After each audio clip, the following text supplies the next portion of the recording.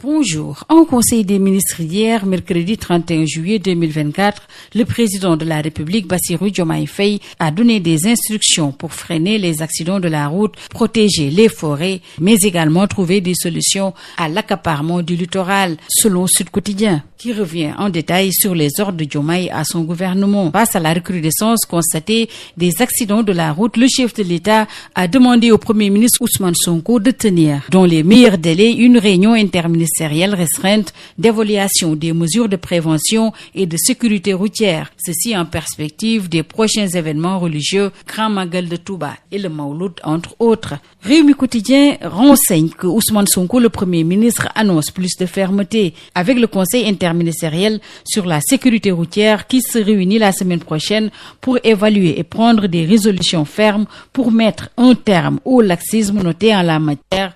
Selon Ousmane Sonko, le remplacement à la tête de l'Office national du Sénégal, ONAS, est un fait saillant du Conseil des ministres d'hier. À peine nommé il y a environ 3 mois, Cheikh Dieng a été remplacé, selon Sud Quotidien, par l'ingénieur hydrogéologue Seny Diène. Sud Quotidien de rappeler que Cheikh Dieng a été nommé à la tête de l'Office national de l'assainissement du Sénégal en avril 2024 et il a pris fonction en main. Débarqué de son poste de directeur général de l'ONAS 3 mois après sa nomination, Dr Cheikh Dieng est la première victime de Bassirou Diomaye Faye, informe l'info. L'expert en environnement a battu le record du directeur général le plus éphémère dans le régime du président Bassirou Diomaye Faye.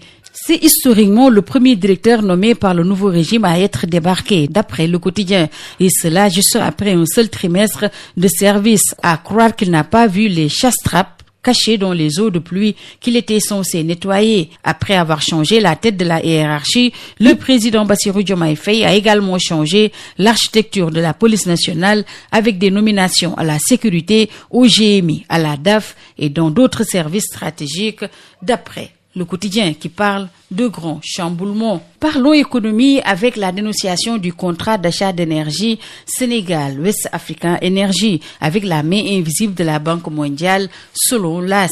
L'homme d'affaires Amadou Ly, devenu célèbre à cause de ses déboires avec la Sénélec, a introduit le 25 juillet 2024 une assignation à comparaître contre la Sénélec et West African Energy, un consortium d'hommes d'affaires sénégalais qui avait signé le 11 juin 2020 pour la construction d'une centrale électrique à gaz de 300 mégawatts au Cap des Biches, à Rufisque. Selon Amadou Ly, ce contrat viole les dispositions légales qui régissent et organisent le sous-secteur de l'électricité au Sénégal. Alors que des responsables de la Sénélec ont fait face à la presse hier, mercredi, à Dakar pour mettre en lumière le système de tarification du Woyofal aux fins de diffuser les bonnes informations concernant cet outil. Ce système, depuis son instauration en fin 2014 à nos jours, ne cesse de croître, totalisant 1 802 081 clients en fin avril 2024. Après le pétrole, ça gazera d'ici novembre, renseigne Busby Le Jour, qui donne la parole au président directeur général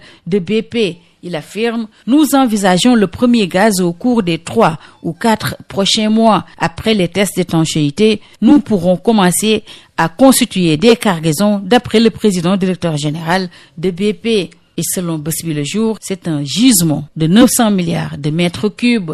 Restons avec Busby Le Jour qui nous propose ce reportage sur le poids du sac de riz et du sucre avec 50 kg de fraude. Un boutiquier d'affirmer que les sacs de riz ou de sucre ne font pas 50 kg et cela ne date pas d'aujourd'hui. Alors qu'un grossiste soutient, ils ont des machines à coudre pour sacs dans leur magasin. Oumi Momo, Le Soleil s'intéresse à la commémoration du 4e anniversaire du massacre des tirailleurs sénégalais à Thiaroye et annonce qu'un comité est mis en place. L'arrêté instituant cette structure a été pris par le Premier ministre sur instruction du président de la République. Les membres désignés seront connus avant cette semaine. Pour l'historien professeur Ibrahim Tchoub, la France bricole un récit mémoriel qui dévoile un malaise sur ce massacre. Sur l'international, retenez que le Hamas affirme que son chef Ismaël Haniyeh a été tué dans une frappe sioniste à Téhéran.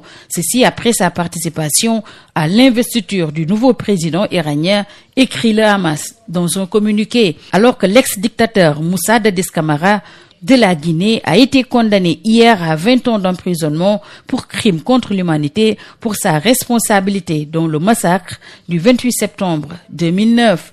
Sept autres accusés ont également été condamnés à des peines s'élevant jusqu'à la prison à perpétuité à l'issue d'un procès historique qui a duré plus de 2 ans. C'est tout.